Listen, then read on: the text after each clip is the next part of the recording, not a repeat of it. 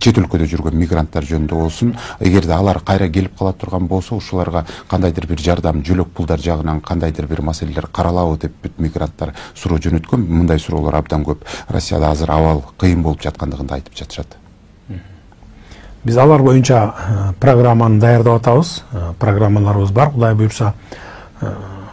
Мигрант болуп жүргөн балдардын көпчүлүгү, дээрлик 90% баягы ушул чет өлкөгө чыгып, иштеп, акча топтоп, анан келип ушул өзүмдүн баягындай